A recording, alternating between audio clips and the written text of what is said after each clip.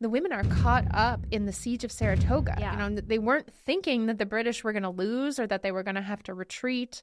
So there's several different stories of women that, whether they're wives of officers like Lady Frederica Riedesel, who wrote an amazing diary about her time stuck in the Marshall House, in the basement of the Marshall House, with her 3 young daughters while the Americans were cannonading them, or someone like Elizabeth Monroe Fisher, who was a very young, probably around, I don't want to say exactly, around early 20s. She had an 11-month-old baby with her. Her husband was a loyalist, and the Patriots came. She lived in Washington County, and they came and told her to get out of her house. Her husband had gone to the British lines to fight with the British Army as Burgoyne was coming down to Saratoga. She had to get out of her house. The Patriots burned her house down and left her in the woods with a baby, with an 11-month-old baby. What about that story? What was she supposed to do? They're caught up in the war. The war is brought to them whether they wanted it or not. Yeah. And then she had to make decisions. And luckily her memoirs tell us, a little bit more about she was able to get back to British lines and to safety. But I can't imagine being, let's say, 20 years old with a baby in the middle of the woods and not knowing what to do in an area that was going through a war. Welcome to the Destination Saratoga All Access Podcast, brought to you by Discover Saratoga. Here is your host, Mackenzie Zarzicki. This podcast takes you behind the scenes with the people shaping Saratoga County's vibrant culture, rich history, and thriving community. This episode is sponsored by Julie & Co. Welcome back to the Destination Saratoga All Access Podcast. I'm your host, Mackenzie, and today we're diving into one of the most important stories ever connected to Saratoga County, the battles of Saratoga and the American Revolution.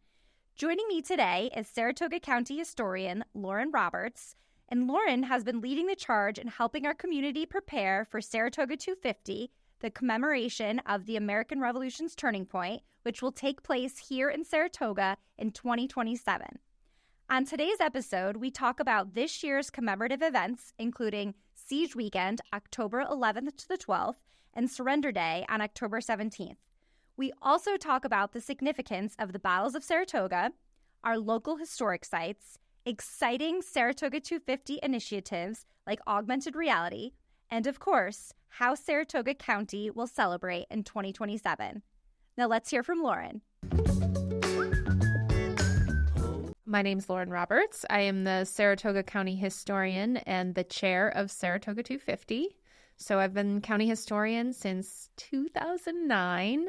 I have my bachelor's degree from Skidmore College, so local, cool. In anthropology and American studies. And then I have my master's degree in public history from UAlbany. That's so cool. Yeah. Are you from this area originally? Yeah, I'm from about an hour away from here. So, cool. Local, Great Sacandaga Lake area. Nice. Yeah. So what drove you to Saratoga County? Was it Skidmore and you stayed, or why do you love Saratoga County? Yeah. So like I said, I'm local. My dad's family is from Saratoga County. So I always, even though I lived in a rural area growing up, we would come to Saratoga Springs for shopping and movies and the mall when people used to go to malls. Yeah. So I was familiar with the area, but really when I went to Skidmore College, the programs there allowed me to meet people in the community, especially the history community. Like I worked as an intern at the Saratoga Springs History Museum with Jamie Perillo, and that's where I met Marianne Fitzgerald, who is now the current city historian for Saratoga Springs. So my experience there, I actually lived in Moore Hall, which was the last building left down of the downtown Skidmore campus. Oh, wow. And it's up on Union Avenue. Yeah. So when I got the internship, I could walk down to Congress Park to do my internship at the Saratoga Springs History Museum. So it was very cool, very, great city. I met a lot of great people who were, really interested in welcoming me and, introducing me to the history world. Just some really dedicated people who are interested in historic preservation, which is, why we get to enjoy such a beautiful city, because there are so many people that are, that focus on preserving and protecting the history here. Yeah, we are so fortunate. I mean, just taking a walk or a drive down Broadway, the architecture, like you said, all of the historic preservation, it's absolutely beautiful. Yeah, and it doesn't happen by accident, right? It is a lot of people, individuals who work really hard to make that happen. Yeah. Well, thank you for doing that. So talk about what it's like to be the Saratoga County historian. What is the day in the life of Lauren Roberts? Oh, it is varied in many different ways. And it's changed over time since I've actually been in the position for 16 years. So through, technology changes and changes in the county government, all of that, it's been great. I mean, it really is a dream job. My day never looks the same. I do lots of great things. I get to erect historic markers. I get to lead walking tours. I get to write articles. I get to help archaeologists who are doing, local digs and trying to place, when they find a historic foundation, trying to put the flesh on the bones of that history. Cool. And do interviews. I do a podcast with the New York State historian. I help with historic preservation. I write letters of support when people are trying to preserve historic structures. I make documentaries. I'm very lucky that I have a job that I love in an area that understands the importance of its history and the benefits of its history. Yeah. So that's awesome. America will be celebrating in 2026, but Saratoga is a little different. Could you talk about that and why we will be celebrating in 2027? Sure. So I would say that the 250th anniversary of the American Revolution has already started. The Revolution was a long war. It started technically earlier this year at Lexington and Concord with the shots heard around the world.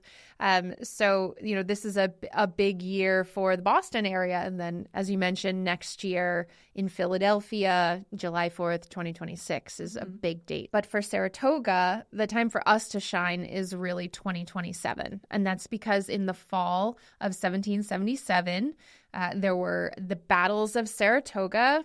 Some people might think it was just a one-day thing. It was actually a month-long saga, 2 battles and a siege period before the British Army under General John Burgoyne surrendered to General Horatio Gates at Saratoga, which we now call Schuylerville, on October 17th of 1777.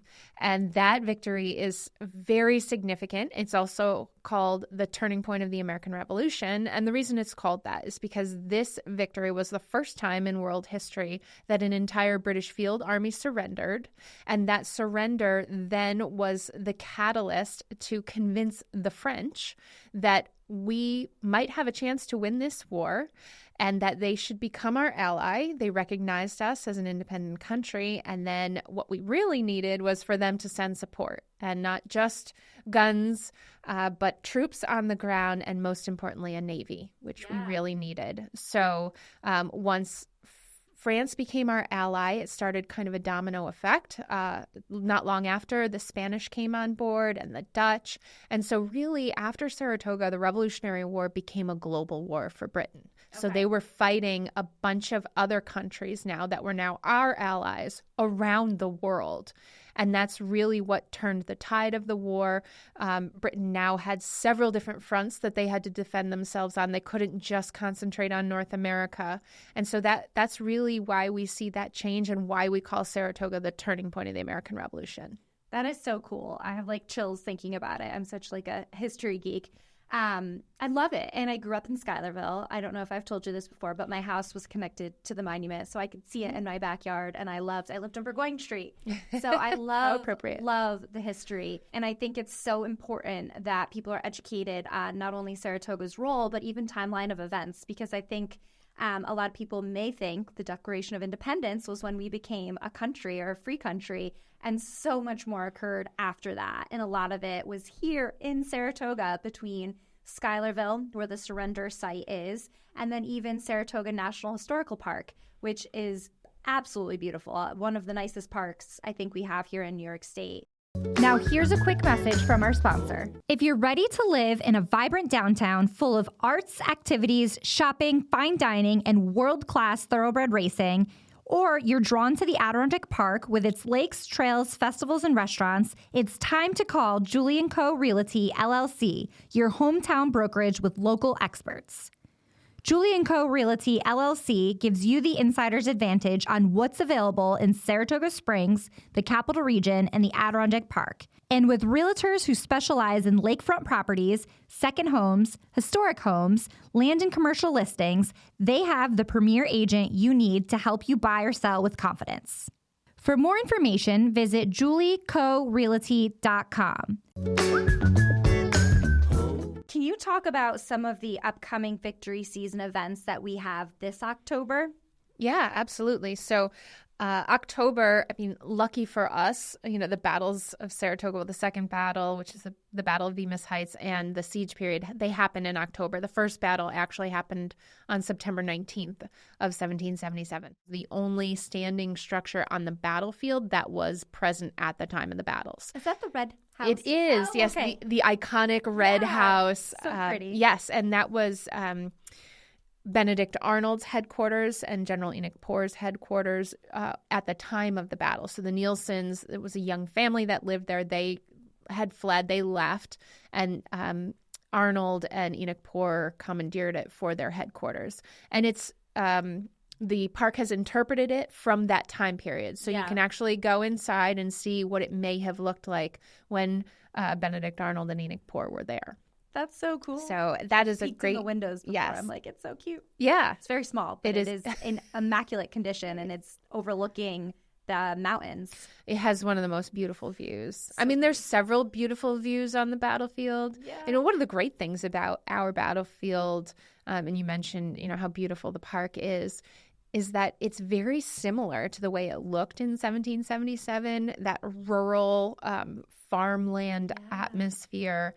And that is also thanks to, historic preservationists who have come before us. But, I don't want to mention any names, but there are other national parks for major battles that happened in our history where, you can stand on the battlefield and look across and see a McDonald's. Oh. But Saratoga does not have that problem. Yeah. It is gorgeous. It is. The 360-degree views around the Hudson River, especially in October if you're out there in the morning, maybe trying to catch the sunrise, and you see that fog coming up off the river. It's iconic. And, especially the park has wonderful photographers that have caught a lot of those moments, and you can see them online. But to be there in person with your feet on the ground where those battles happened, where those stories unfolded, and getting to see it yourself, and there's nothing like it. You can't compare. So, highly recommend going to the battlefield and getting to see the beauty of the surrounding land while also thinking about, the sacrifices that a lot of people made on that battlefield. Yeah. Wow. You've explained that so well. I literally have chills. In addition to the battlefield, we have several other sites where there'll be great events going on. The Schuyler House, the General Philip Schuyler House, which is in the village of Schuylerville, will be doing civilian interpretation there. So Saratoga 250 will have their large marquee-style tent where there will be a lot of family-friendly activities. We're going to try candle dipping this year, which we haven't done before. Quill pen writings. If you've ever tried to write with a quill pen, there'll be some other fall craft activities and some displays there. But we have a lot of civilian interpreters. So if you're interested in how is it possible to feed the British Army, right? We have 6,000 people. We have a wonderful food interpreter. Her name is Sarah Evanson, who comes and talks about foodways and talks about, the types of food that would have been available and the ways that they would have cooked. We have our very own Ann Clothier, who also works with me in the Saratoga County Historian's office, and she's going to be talking about healing and medicine and the roles that women played related to medicine at the time of the Revolution. So come and learn how they would have treated an ailment without ibuprofen or, without modern technology in hospitals. And what roles would women have played in the general hospitals for the armies? There were women and children traveling with the armies. Yes. So, they had a role to play too. Yes. And I know you have so much more to talk about on Siege Weekend, but one of the most fascinating stories I've heard on one of the tours I did last year is how involved the women and children are. When we think of wartime today, obviously women and kids don't travel, right? The men go away, whether it's across the country, across the world. But back in the American Revolution time, they were 300, 500 yards behind? I mean, I don't know a number, but they were there. They had cannonballs flung at them. They were sewing the men's clothes and cooking the meals. It's crazy to think about.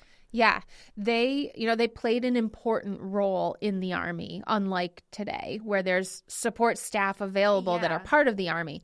But back during the time of the Revolution, women and children, there would have been different reasons for them to travel. Most of them that did it because of necessity. If they had been left behind. So if we think about the British Army that were traveling thousands of miles to get here, what was going to happen to their families left back in Britain. Now, of course, the wealthier officers, they could afford to support their families back there, but a lot of enlisted men probably couldn't do that.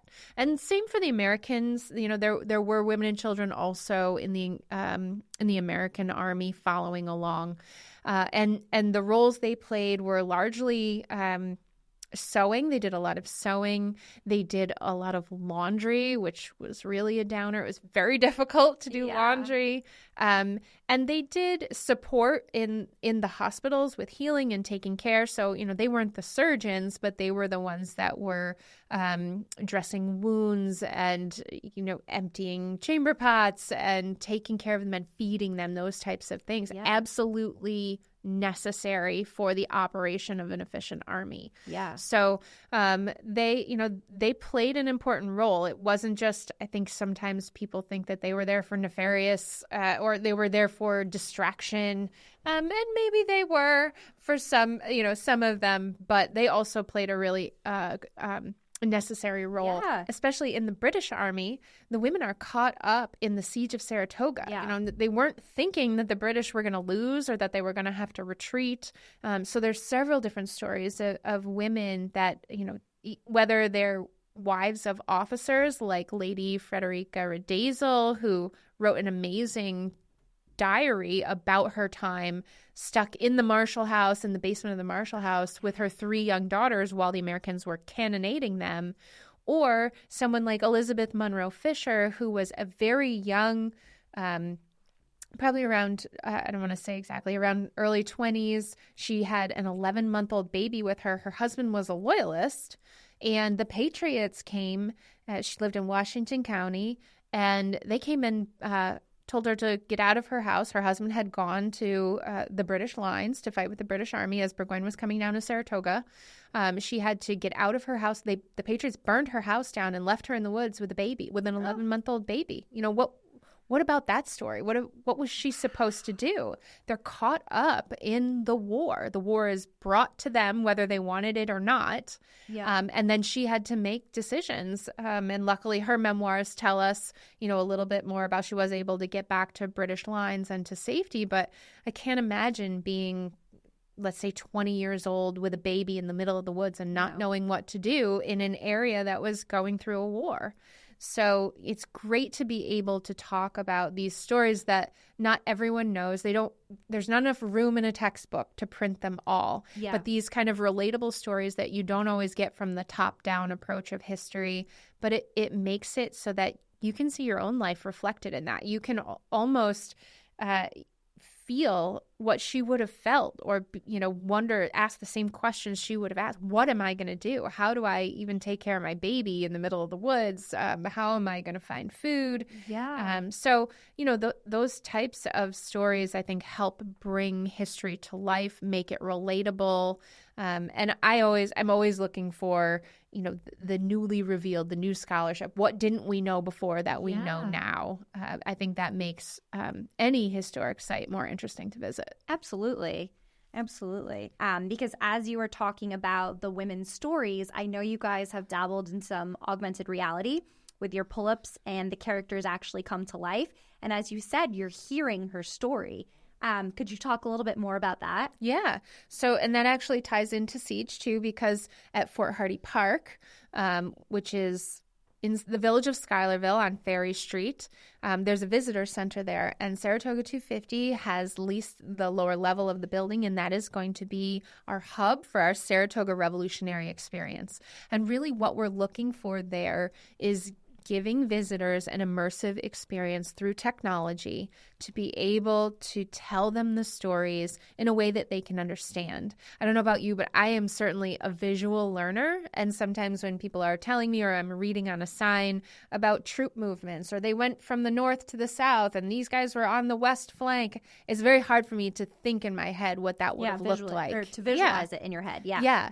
So in this case, when we have things like augmented reality, we can use the natural landscape and then project digital characters or objects or structures in a place where they would have been in the past that they're not now. Yeah. So you see, let's say, the Hudson River behind you. You can see that through your phone. And then you see Lady Ackland, who was the wife of a British officer who took a boat ride down the Hudson after her husband was injured and then captured by the Americans during the Second Battle. And she had special permission from General Gates and General Burgoyne to cross over into enemy American lines and be able to tend to her wounded husband. And so at the boat launch in the town of Saratoga, when we get these installations in, you'll be able to hold up your phone, you'll see the Hudson River, and then through the phone, you'll be hearing Lady Ackland's story, and you can see her boat as it goes down the Hudson River on her way to the American lines to meet her husband, which he did survive, and she was able to help care for him. So, those types of I would say edutainment. So we're mixing, educating you about history, but also telling it in a new and fun way. The other great thing about augmented reality is that you can also bring it to the people. So we've had different installations in downtown Saratoga. There are hotels that have hosted some of our historical figures.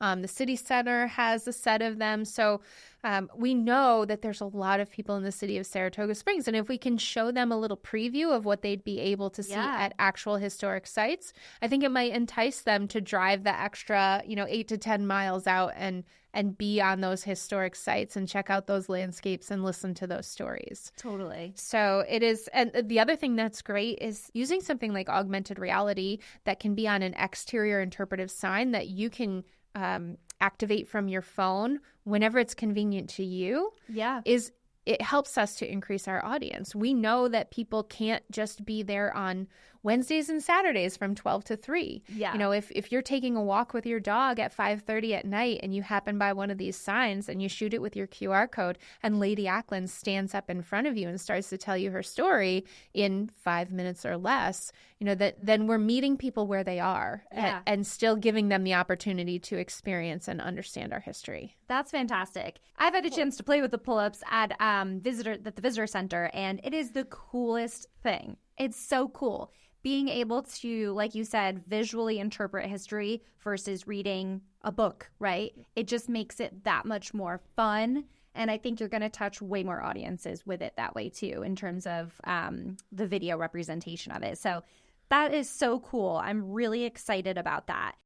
Now, here's a quick message from our sponsor. Looking for your next unforgettable night out? Let Metroland be your guide. Whether you're craving rooftop cocktails, chef-driven cuisine, or the best live music in the capital region, Metroland connects you with the pulse of Saratoga and beyond. It's your go-to source for where to go, what to do, and who's making waves in the local scene.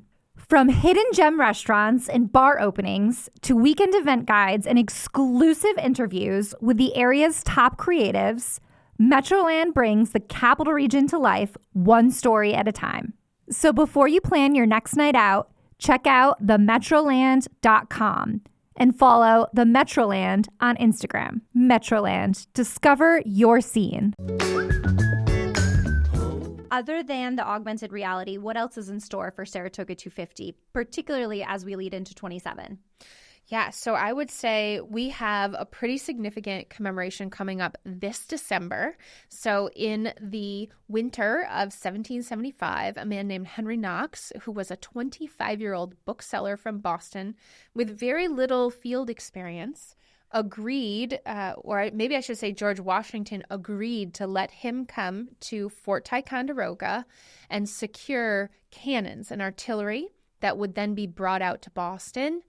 Because the British were in the city of Boston and the Americans were trying to push them out. But George Washington really needed artillery. He didn't have any cannon to set up on the heights. So this young bookseller, Henry Knox, agrees to go in the winter to Fort Ticonderoga. He takes 59 pieces of artillery and brings them down Lake George, floats them down Lake George, and then the rest of the way they go on sleds. And all the way from Fort George over to Dorchester Heights in Boston, where eventually they are able to scare the British out of Boston. The British leave. Evacuation Day, which is March 17th, is a big celebration time in the city of Boston. So we are getting ready for that commemoration. And Henry Knox came through this area on Christmas Eve and Christmas Day of 1775. So this December, we are partnering with several of our neighboring counties and 250th commissions, and we're putting together an incredible weekend of events on December 12th through the 14th, starting up in Lake George on Friday night, and then coming down through Washington and Saratoga County on Saturday, and Saratoga County in the southern end on Sunday, and handing it off to Albany County that afternoon. But one of the coolest projects that we've done as part of this commemoration is we've partnered with the WSWHE BOCES students to build 18th century replica sleds like the ones that Knox would have brought down. So we had two incredible classes. We had the conservation class under the direction of Tom Bromley. They actually took trees down from the Queensbury School campus. These were trees that were damaged by the gypsy moths, so they had to come down anyway. They were on a student cross-country trail. Okay. They took the trees down, they milled them in their sawmills, and then they brought those timbers down and handed them off to the construction students under the direction of Ian Hamilton, and they built two replica sleds. And with a mix of power tools and hand tools. And in the meantime, the students are learning the techniques with these hand tools. They made mortise and tenon joinery. They made a shave horse to be able to turn the round pegs that fit into the holes for mortise and tenon joinery. They used an adze, and these sleds are going to be a part of this commemoration. So the students in both the conservation and the construction classes really feel like they're a part of this commemoration. We are including the students in this.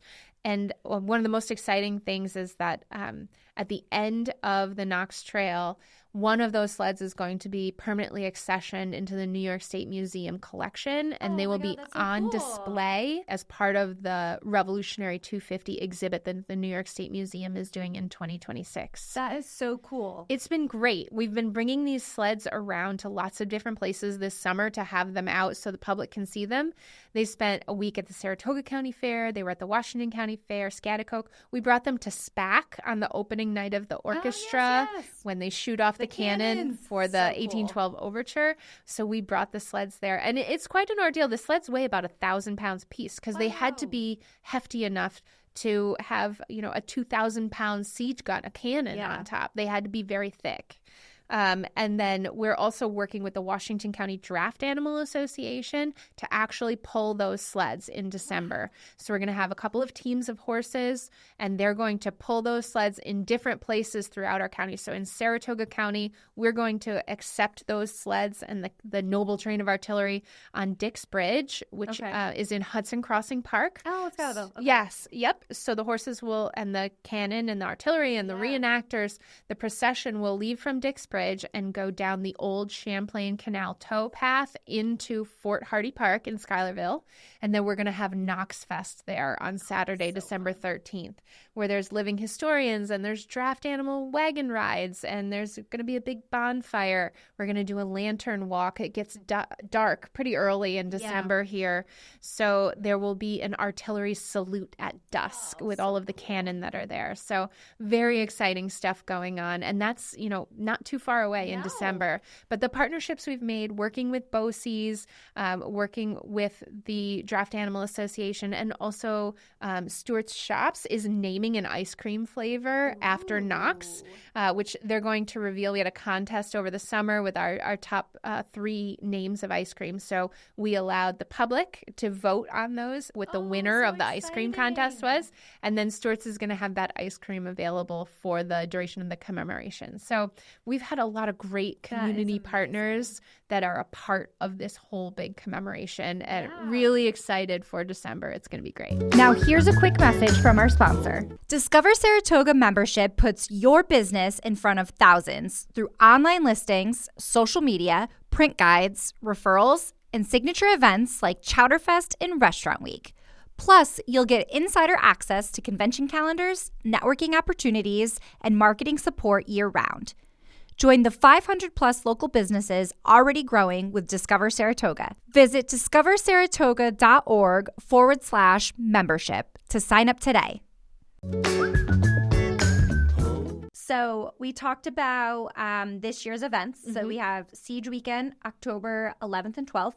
We have Surrender Ceremony, October 17th. And then we have the Knox event in December. December 12th through the 14th. It's a whole weekend of events. That's so exciting. Yeah. So exciting.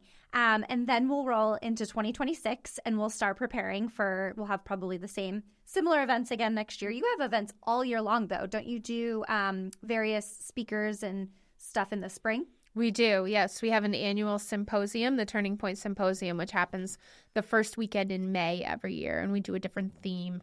So this past year was a Knox theme. Next year, we're going to be talking about loyalists. Oh, cool. Their role in this area during the Revolution. Very nice. Yeah, so that's an annual event. And Siege Weekend is the annual event too, and Surrender Day, which I'd love to mention. So October 17th, we do the Surrender Day ceremony. Now, this is something that the Village of Schuylerville, the town of Saratoga, and the Schuylerville School District have been commemorating for a long time. So I've actually attended it as a Schuylerville student. Oh, great. So that is very cool. Yeah. So this is, it's an annual event. It happens whether it's the 250th anniversary or not.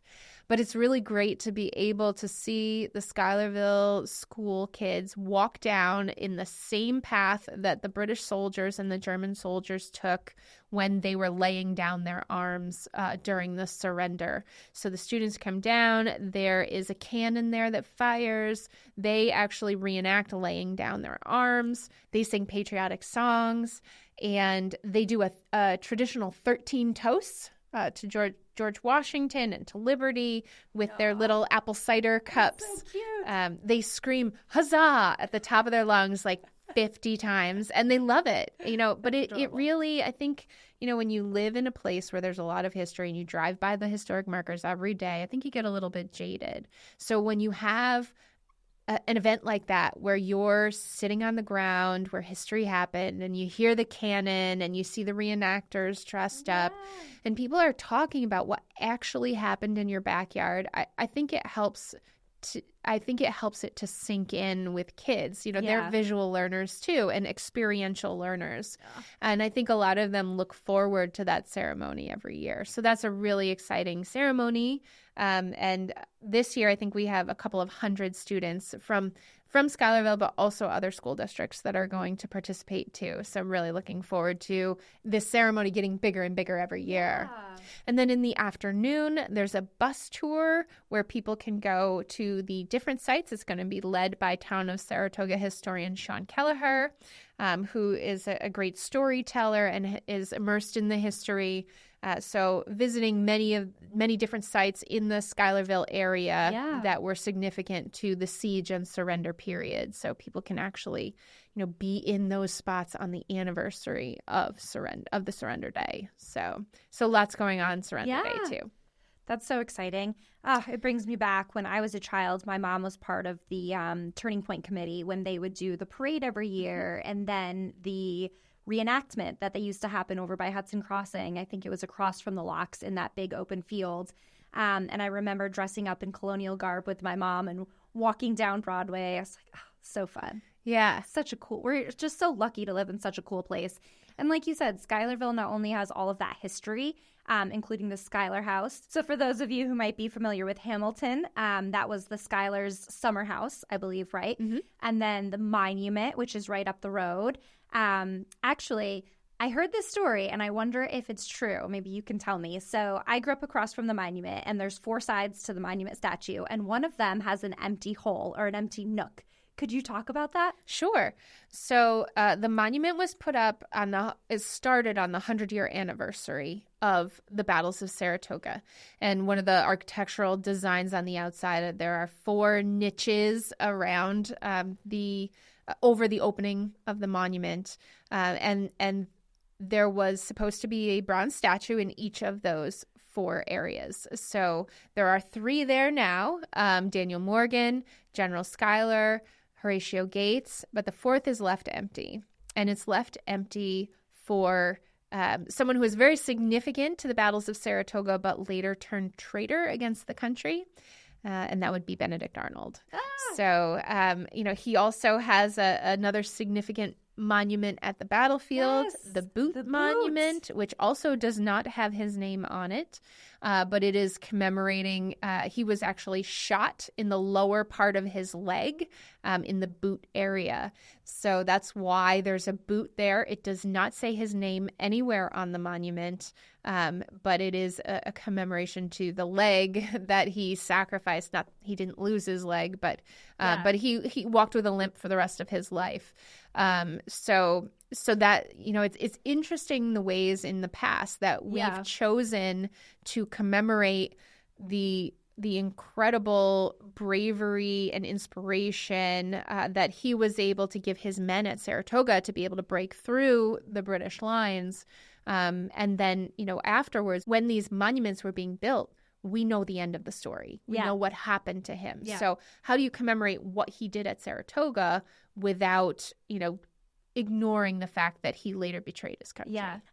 So we've talked a little bit about what the Saratoga 250th Commission is doing to help bring history to life here in our backyard through things like augmented reality, education, collaborating with local schools like BOCES. There's so much going on, and I am just so excited for what's to come. Looking ahead, can you tell our listeners what they could expect for the big 250th celebration? Yes, and it is coming. We feel the pressure of trying to figure it out. So we're lucky enough that there are actually 3 different dates that are significant to us here in Saratoga. So the date of the first battle, known as the Battle of Freeman's Farm, that's September 19th. So that first weekend in 2027, the Saratoga National Historical Park is really going to take the lead on commemorating that first weekend. So there's going to be a lot of commemorative events at the park itself, at the battlefield, and that is going to be in conjunction with the Army. They're actually working right now to identify regiments in the Army now that can trace their roots back to those that fought at Saratoga. Cool. So there'll be, a heavy Army influence and partnership for that first weekend. Very cool. And then, so October 7th is the date of the second battle. So on Columbus Day weekend of 2027, Saratoga 250 is taking the lead on making a large-scale reenactment over the course of that weekend. So the Friday of that weekend, we're hoping will be just for school kids. We're going to bus in as many as we can to check out the encampments of the British and the Americans. It will be a lot of living history demonstrations, whether that's tools and equipage or food, camp gear, uniforms, that kind of thing. That'll be on that Friday. And then Saturday will be the reenactment of the first battle. And then also, I should say, on Saturday evening, the battlefield is planning a really cool event. They're going to do a drive-through luminary memorial. So they're hoping to light a memorial. They're hoping to light one luminary for every casualty on the battlefield. And so the tour road is normally closed after dark. So this would be a special event where you can drive through the battlefield and you'll be able to see all of the lit luminaries in the evening commemorating all of the sacrifices that were made at the battlefield. Special. Sunday will be the reenactment of the second battle. And there'll be other commemorative events too, but just in general, that Columbus Day weekend, that's going to be our big reenactment weekend. And then to top it off, Surrender Day, October 17th. It actually falls on a Sunday. That will be a day of commemoration. So speeches, celebration, the Turning Point Parade, which you mentioned earlier for 2027, they're actually moving their parade. They usually do it in August. Yeah. It's going to be on Surrender Day of 2027. Awesome. So we'll kick off the day with a big, wonderful parade in Schuylerville, and then we will have speeches, invited guests, and some other great surprises to come. Oh, that's so awesome. So make sure you get that on your calendar now. We're hoping that our city and our county is just buzzing with historians and people who are excited about the event. If our listeners want more information, what is your website? The website is Saratoga250.com. Okay, so Saratoga250.com. Make sure you check it out. I'm assuming all the events for this year are there. Mm-hmm. You'll be probably adding them as we get into 26 and then, of course, 2027. That is so awesome. So I have to ask, I know there are a lot of historic places, sites around the country, Gettysburg, for example. What makes Saratoga so special? I think, a part of it we talked about before, but I think the setting itself where you can really, you don't even have to close your eyes, but when you're standing there, you almost get that feeling of this is what it was like 250 years ago. Yeah. There are still farm fields. The Hudson River is right there. It is humbling to look back and see what those before us were able to preserve. Thousands of acres of battlefield that we can still go to. We can visit. You can feel the history around you. I think it's a combination of, the preservation that's been done in the past, and also the gravity of the situation combined with the storytelling, hearing those stories about people like Elizabeth Monroe Fisher, along with the stories about people like Benedict Arnold. Absolutely. They're all, from the top to the bottom, there are just amazing stories of bravery, of treachery, of perseverance. It's just, it's amazing. There's something for everyone, no matter what your interest is. And learning about it and feeling connected to our past. And I think it helps us understand where we are today and what our values are. And it also helps us ask questions. Yeah. So, Saratoga is such a unique place. I would say the other thing that's great about it is, we have this area, which is very historic, and only a few miles away, we have top-notch hospitality. Absolutely. So you can have the best of both worlds. You can go back 250 years and be in a farm field, and then you can go and have a 5-star dinner at an amazing hotel with great entertainment. So absolutely. It really, it's the best of both worlds here. Absolutely. I'm glad you mentioned that. I grew up in Schuylerville, and it's really only like a 20-minute max drive to downtown Saratoga Springs. So we're not talking, 45 minutes out to rural country. This is a close drive. If you go down the other way, you have Stillwater. There's so much to do when you're in Saratoga County. If you wanted to head down to Albany, that's maybe 30-40 minutes, or up to Lake George, Fort Ticonderoga. We are the epicenter of all that is American Revolution, and it's 100% worth a trip. For sure. That's so exciting. So we talked a little bit about what makes Saratoga so special. Why should families and visitors make Saratoga County part of their plans in the coming years? I think we have this opportunity. The 250th or any kind of milestone anniversary is when you're going to see a focus on our history. So the amount of programming that we have planned, the amount of reenactors and living history, the different opportunities you have to combine that with outdoor recreation. I mean, the trails alone, whether you want to walk, bike, maybe you want to kayak. I mean, we have all of these different options to be able to get outdoors, enjoy the landscape, learn about our history, and then have entertainment and great food. Yeah. It's just, it's a full package. And during the 250th, when everybody's thinking about the revolution and talking about what's here to experience, it's going to be the best time because that's when you have the most choices and the most programming. Yeah. Yes. No, you said that so well. I am so excited. I'm sure you're excited. You are such a great ambassador for Saratoga County and Saratoga 250. So thank you for all that you've been doing.